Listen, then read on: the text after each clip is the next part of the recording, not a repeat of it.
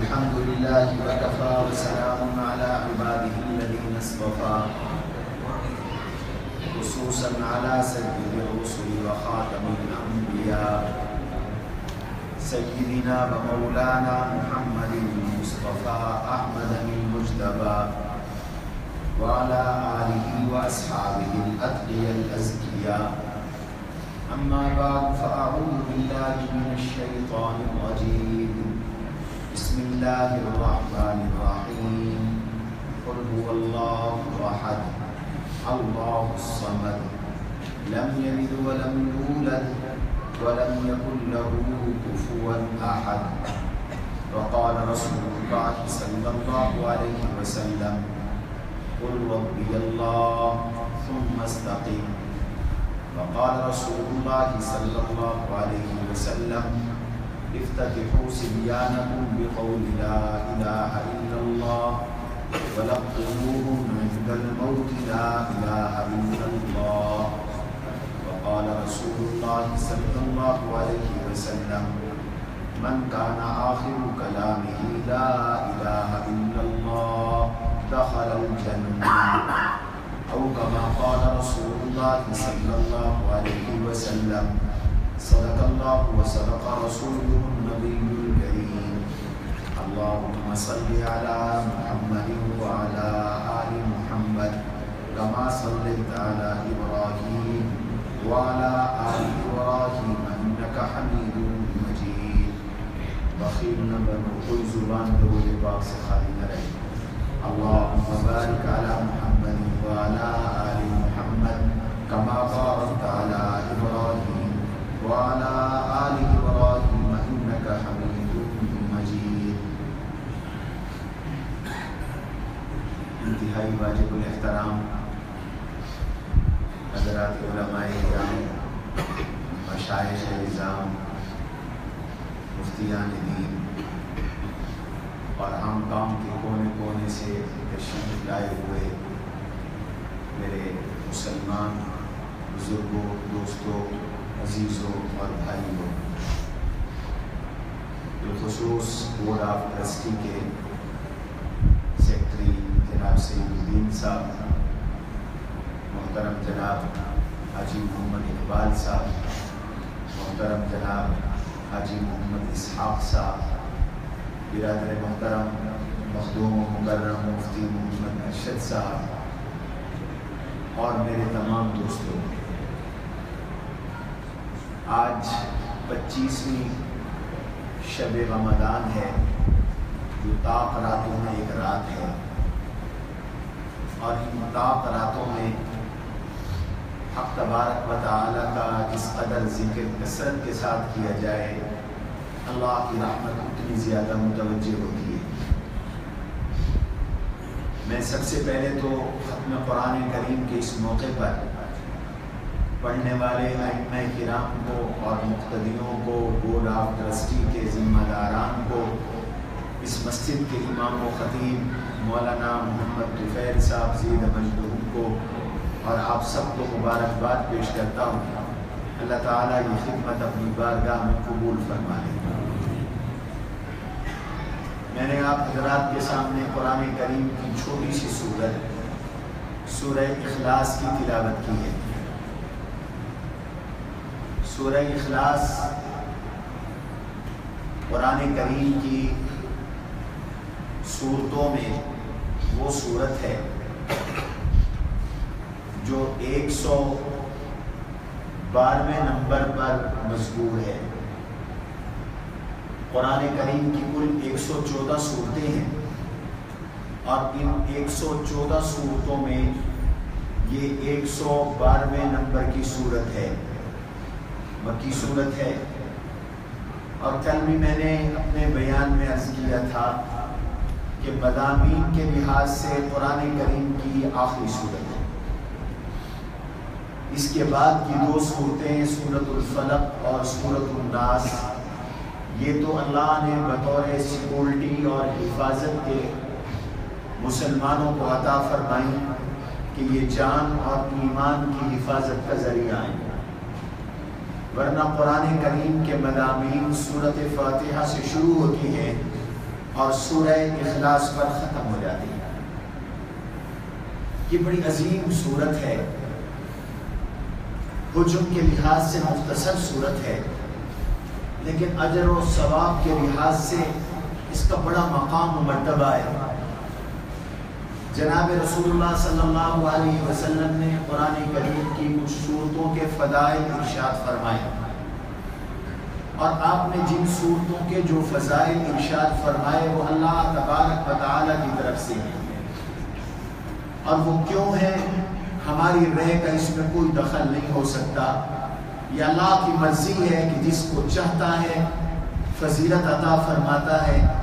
وَرَبُّكَ يَخْلُقُ مَا يَشَاءُ وَيَخْتَارُ، اللہ فرماتے ہیں میں جسے چاہتا ہوں پیدا کرتا ہوں، جسے چاہتا ہوں چن لیتا ہوں۔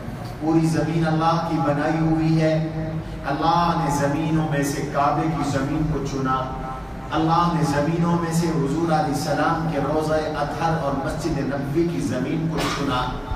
اللہ کا انتخاب ہے، سارے نبی اللہ کی مخلوق ہیں، اللہ کے پیدا کیے ہوئے ہیں۔ ان اللہ اختارنی، حضور فرماتے ہیں اللہ نے مجھے چن لیا۔ حضور صلی اللہ علیہ وسلم اللہ کا انتخاب ہے۔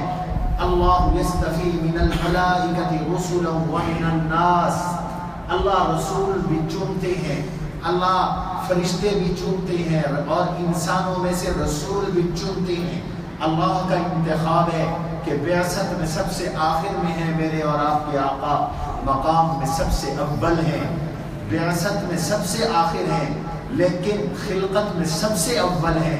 انا اول الانبیاء خلقا وآخرهم بعثا، خلقت میں سب سے اول ہوں۔ جب کسی چیز کو اللہ نے پیدا نہیں کیا تھا تو اللہ نے مجھے پیدا کیا، میری روح اقدس کو پیدا کیا۔ اول ما خلق اللہ روحی، اللہ نے سب سے پہلے میری روح کو بنایا۔ وفی روایت اول ما خلق اللہ نوری، اللہ نے سب سے پہلے میرے نور کو پیدا کیا۔ دونوں حدیثوں کا مفہوم ایک ہے، نور سے مراد بھی روح ہے۔ اللہ نے سب سے پہلے میری روح اقدس کو پیدا کیا، تو اول الخلق ہے حضور علیہ السلام، آخر البعث ہے حضور علیہ السلام۔ تخلیق میں سب سے پہلے ہے، بعثت میں سب سے آخر میں ہے، لیکن بعثت میں سب سے آخر ہونے کے باوجود تلک الرسل فضلنا بعضهم على بعض منهم من کلم اللہ ورفع بعضهم درجات، ورفعنا بعضهم درجات سے میرے اور آپ کے آقا مراد ہے۔ تلک الرسل فضلنا بعضهم على بعض منهم من کلم اللہ، موسیٰ کو ہم نے کلیم اللہ بنایا۔ ورفع بعضهم درجات، آپ کو سب سے درجوں میں آگے کیا، آپ کو سب سے درجوں میں بڑھا دیا، سب سے درجوں میں بلند کر دیا۔ اللہ کا انتخاب ہے، ایسے ہی کتابوں میں قرآن اللہ کا انتخاب ہے، قبلوں میں کعبہ اللہ کا انتخاب ہے، امتوں میں یہ امت اللہ کا انتخاب ہے۔ کنتم خیر امت اخرجت للناس تأمرون بالمعروف وتنہون عن المنکر، اور مشکاۃ المصابیح کی آخری حدیث ہے، جناب رسول اللہ صلی اللہ علیہ وسلم نے ارشاد فرمایا انتم تتمون 70 امتا، انتم تتمون 70 امتا، اللہ نے بہت سی امتیں پیدا کی اور ان بہت سی امتوں میں تمہیں آخری امت بنایا ہے۔ 70 سے مراد کثرت ہے، بہت سی امتوں میں اللہ نے تمہیں آخری امت بنایا۔ وَأَنْتُمْ أَقْرَبُهَا وَأَعَزُّهَا عَلَى اللَّهِ، جتنی اللہ کی نظر میں یہ امت محترم ہے، جتنی اللہ کی نظر میں یہ امت مکرم ہے، جتنی اللہ کی نظر میں یہ امت عزت والی ہے، اتنی کوئی بھی امت نہیں ہے۔ اللہ کا انتخاب ہے یہ امت، ایسا انتخاب فرمایا کہ جنت کی 120 صفیں اللہ نے پیدا کی، ہر صف 7 آسمانوں اور 7 زمینوں سے بڑھ کر ہے، لمبی ہے، اور جنت تو کتنی بڑی ہے۔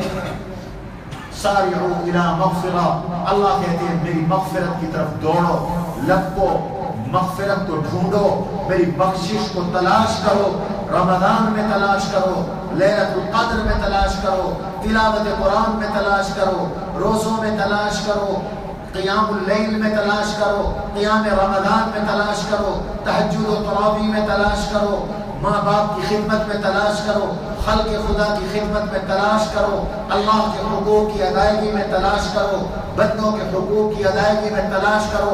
وسارعوا الی مغفرۃ وجنۃ عرضها السماوات والارض، اس جنت کی طرف لپکو جس کی چوڑائی آسمانوں اور زمینوں کے برابر ہے، اور جب عرض یہ ہے تو طول کتنا ہوگا، لمبائی کتنی ہوگی، اتنی بڑی جنت، اتنی بڑی جنت۔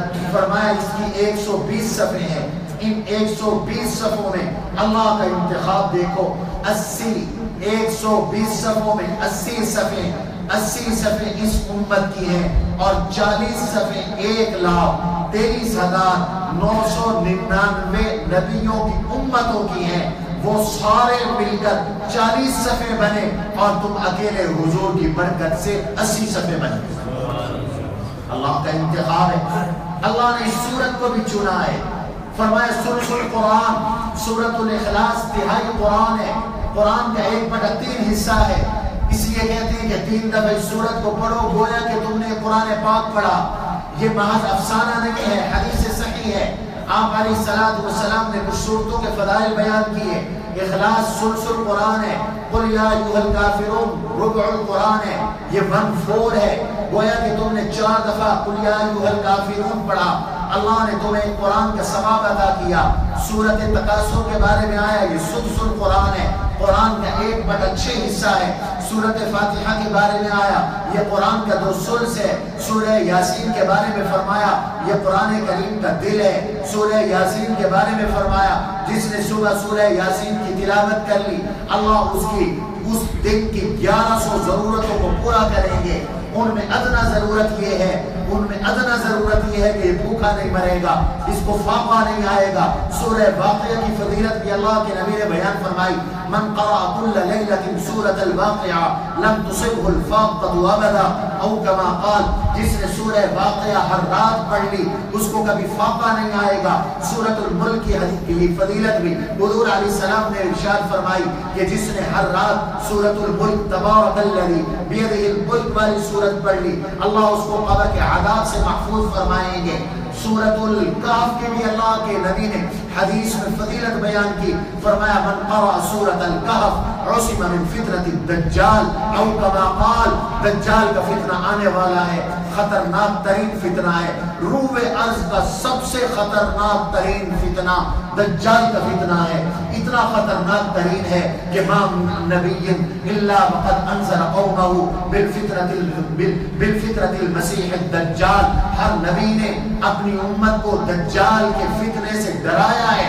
ہر نبی نے، آدم علیہ السلام سے لے کر عیسیٰ علیہ السلام تک، ہر نبی نے اپنی امت کو تعارف کروایا کہ ایک فتنہ پیدا ہونے والا ہے دجال کا، جس میں ایمان چلا جائے گا، جس کے اندر دین چلا جائے گا، لوگ 1 سیکنڈ میں کافر ہو جائیں گے، 1 سیکنڈ میں مرتد ہو جائیں گے، 70 سال کا مسلمان دیر نہیں لگے گی وہ کافر بنے گا، اس لیے کہ دجال 40 دن تک زمین میں رہے گا، اور زمین میں رہ کر پوری روح ارض پہ سفر کرے گا، اور اس کے پاس ایسے تصرفات ہوں گے کہ لوگ اس کی باتوں کو سن کر اسی کے ہو کے رہ جائیں گے۔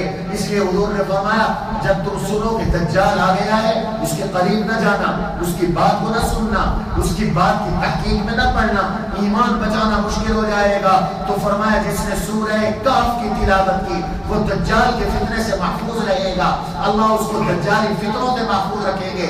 جیسے کہف اور غار والے جو 7 نوجوان تھے اور 8واں ان کا کتا تھا، ان کے ایمان کو خطرہ لاحق ہوا، اللہ نے ان کے ایمان کی غاروں میں حفاظت کی اور ان کو 309 سال تک نیند دے دی۔ قرآن کہتا ہے فَضَرَبْنَا عَلَىٰ آذَانِهِمْ فِي الْكَهْفِ سِنِينَ عَدَدًا ثُمَّ بَعَثْنَاهُمْ لِيَتَسَاءَلُوا بَيْنَهُمْ، ہم نے ان کو 309 سال تک سلا دیا، پھر ہم نے ان کو اٹھایا۔ تو یہ فضیلتیں ہیں۔ فرمایا کہف پڑھو تمہارا ایمان محفوظ ہوگا، دجال کے فتنے سے بچ جاؤ۔ ایسے اخلاص کے بارے میں فرمایا یہ ثلث القرآن ہے۔ علماء کہتے ہیں ثلث القرآن بئی معنی بھی ہے۔ اب سنو، پورا قرآن کا ختم ہے تو میں قرآن کا خلاصہ بھی آپ کے سامنے عرض کر دیتا ہوں۔ اللہ نے قرآن میں فرمایا کیا ہے؟ قرآن کریم کے اندر 5 قسم کے مضامین ہیں۔ بعد نے کہا 6 قسم کے مضامین ہیں قرآن کریم کے اندر، عقائد کا بیان ہے، قرآن کریم کے اندر احکام کا بیان ہے، قرآن کریم کے اندر اخلاق کا بیان ہے، قرآن کریم کے اندر آداب کا بیان ہے، قرآن کریم کے اندر قوانین اور طرز حکمرانی کا بیان ہے۔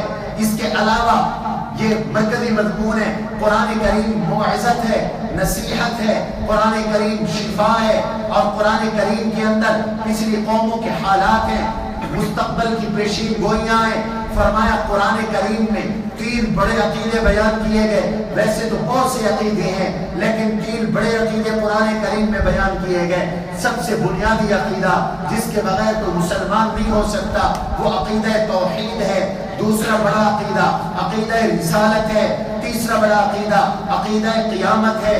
اگر تم 3 عقیدوں پر ایمان ہے تو مسلمان ہو، اگر ان میں سے ایک عقیدے پر بھی کچا ایمان ہے، کمزور ایمان ہے، یا ایمان نہیں ہے تو یہ بندہ لاکھ نمازیں پڑھ لے، ساری زندگی روزے رکھ لے، یہ مسجدیں بناتا رہے، یہ خرچ کرتا رہے، یہ مومن نہیں ہو سکتا۔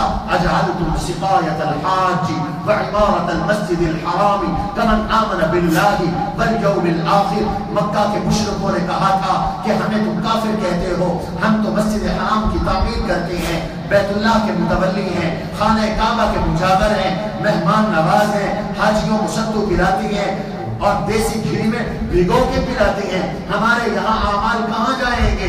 رب نے جواب دیا قرآن میں اجعلتم سقایۃ الحاج وعمارۃ المسجد الحرام کمن آمن باللہ۔ یہ اعمال مسجدوں کا بنانا، حاجیوں کو پانی پلانا ایمان اور توحید کے برابر نہیں ہو سکتا، توحید پہ آنا پڑے گا۔ تو پہلا بڑا عقیدہ توحید ہے۔ دوسرا بڑا عقیدہ حضور صلی اللہ علیہ وسلم اور تمام نبیوں پر ایمان لانا، آپ صلی اللہ علیہ وسلم کی نبوت پر، رسالت پر، ختم نبوت پر، آپ کی عصمت پر، آپ کی عظمت پر، آپ کی رفعت پر، آپ کی شان پر، آپ کے مقام پر، آپ کی شفاعت پر، اور آپ کے لواء الحمد پر، اور آپ کی جنت کے سردار ہونے پر، آپ کی سید الاولین ہونے پر، سید الآخرین ہونے پر، رحمت للعالمین ہونے پر، بشیر ہونے پر، نذیر ہونے پر، شاہد ہونے پر، مبشر ہونے پر، نذیر ہونے پر، اور آپ صلی اللہ علیہ وسلم کے کمالات پر ایمان لانا پڑے گا۔ اگر ایک بندہ موحد ہے، حضور کو نہیں مانتا، توہین کرتا ہے، گستاخی کرتا ہے، شان میں کمی بیشی کرتا ہے، دل میں عظمت نہیں ہے، تو خدا کی قسم وہ بھی مسلمان نہیں ہے۔ فلا وربک، میں قرآن پڑھ رہا ہوں، فلا وربک لا یؤمنون حتی یحکموک فیما شجر بینہم ثم لا یجدوا فی انفسہم حرجا مما قضیت ویسلموا تسلیما۔ قرآن کہتا ہے جب تک اللہ کے نبی کو تمام معاملات میں اپنا فیصل نہ مان لو تم مسلمان نہیں ہو سکتے۔ آج ہم نے بخاری میں حدیث پڑھی ہے، جناب رسول اللہ صلی اللہ علیہ وسلم نے ارشاد فرمایا، حضرت انس رضی اللہ عنہ کی روایت ہے، لا یؤمن احدکم حتی اکون احب الیہ من والدہ وولدہ والناس اجمعین۔ جب تک اپنے کنبے سے، قبیلے سے، خاندان سے، اولاد سے، ماں باپ سے، بیوی سے، بچوں سے، برادری سے، اپنے سب کچھ سے مجھ سے زیادہ پیار نہیں کرو گے تو مسلمان نہیں ہو سکتے۔ تیسرا بڑا عقیدہ قیامت کا ہے۔ یہ عقیدہ رکھو کہ مر کر اٹھنا ہے، اللہ کے سامنے پیش ہونا ہے، حساب و کتاب ہونا ہے، ہمارے اعمال تلنے ہیں۔ وَمَنْ يَعْمَلْ مِثْقَالَ ذَرَّةٍ يَرَهُ وَمَنْ يَعْمَلْ مِثْقَالَ ذَرَّةٍ، جس نے رائی کے دانے کے برابر نیکی کی یرا اس کو بھی دیکھے گا، جس نے رائی کے دانے کے برابر گناہ کیا اس کو بھی دیکھے گا۔ اعمال تلنے ہیں، پل صراط سے گزرنا ہے۔ جنت حق ہے، دوزخ حق ہے، اور جو جنتی ہیں ہمیشہ جنت میں رہیں گے، انہیں جنت سے کوئی نکال نہیں سکے گا، اور جو کافر ہے ہمیشہ دوزخ میں رہیں گے، وہ کبھی دوزخ سے نکلیں گے نہیں۔ اور جو گناہگار مسلمان ہیں ان کے لیے اللہ نے جنت بنائی ہے، لیکن اگر رب نے چاہا تو شروع سے جنت میں بھیج دیں گے، اگر رب نے چاہا تو سزا دے کر جنت میں بھیج دیں گے۔ یہ تیسرا بڑا عقیدہ ہے۔ یہ قرآن کے 3 بڑے عقیدے، لیکن ان میں توحید سب سے بنیادی عقیدہ ہے۔ اور قرآن کریم کی پہلی سورۃ الفاتحہ ہے۔ مفتی ابراہیم صاحب آپ کو سورۃ الفاتحہ کا حوالہ دے رہے تھے، اور سورۃ الفاتحہ کا جو مرکزی مضمون ہے وہ توحید ہے۔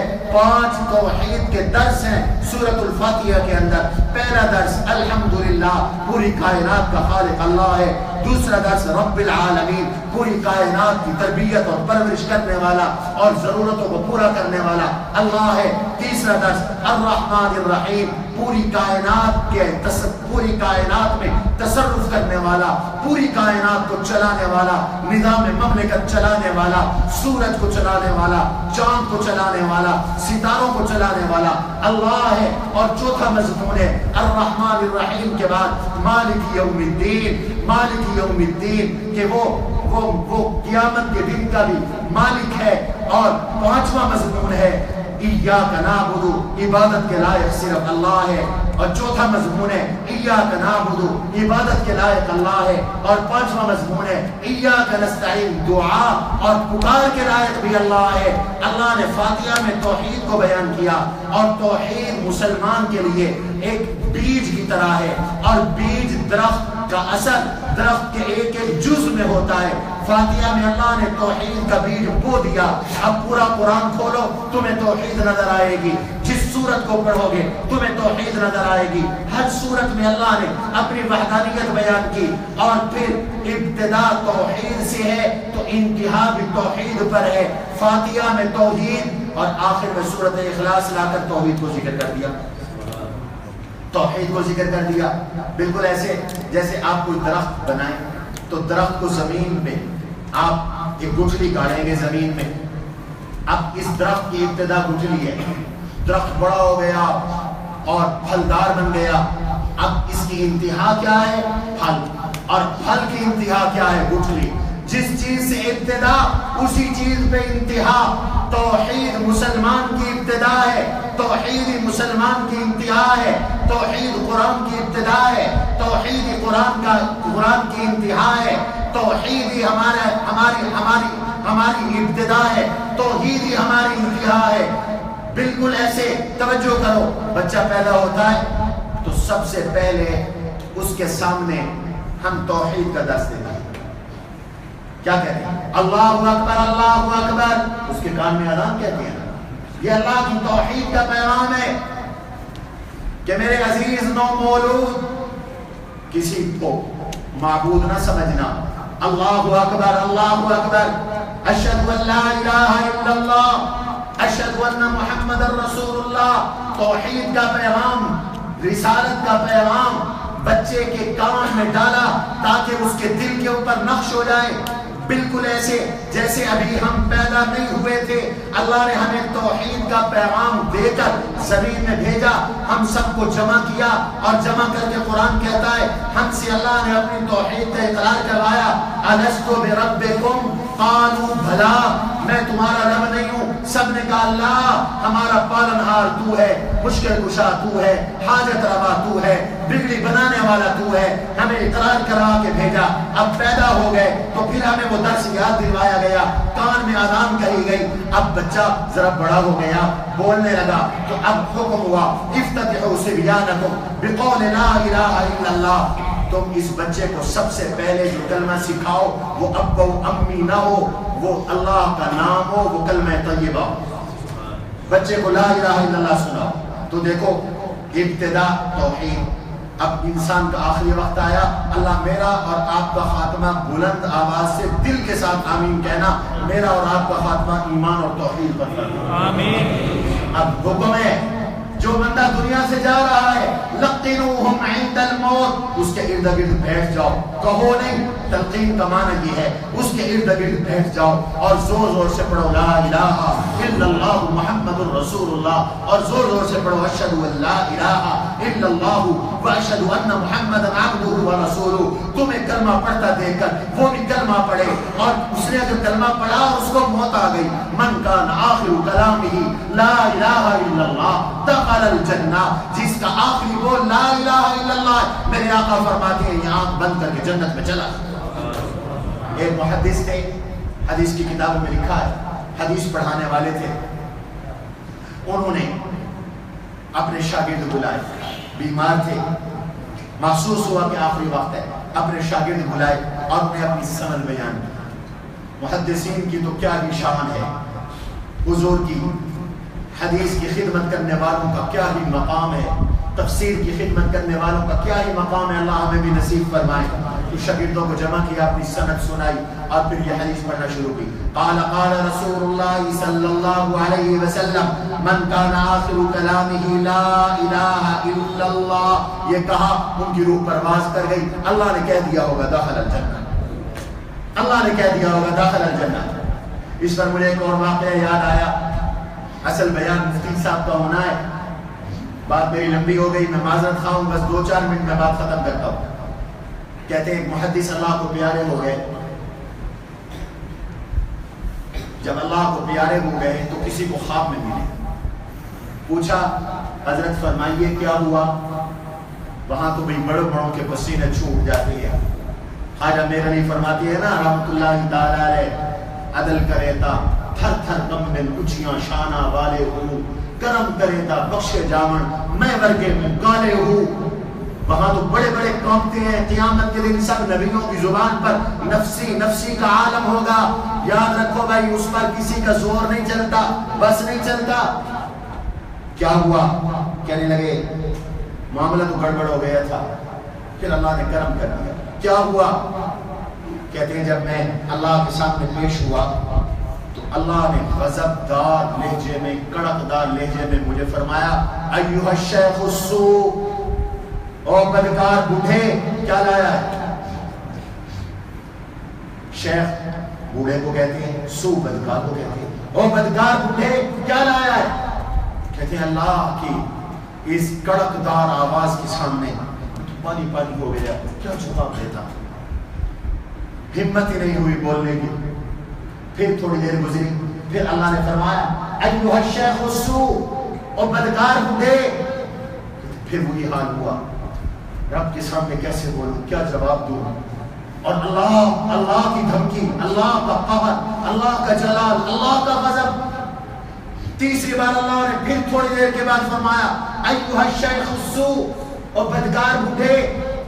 کہتے اب ذرا ہمت ہوئی، میں نے بڑے ادب کے لہجے میں خواب میں فرما رہی ہوں، رب العالمین کی خدمت میں عرض کیا، حاجی صاحب سن رہے ہیں نا، ما ہاکذا حدثت،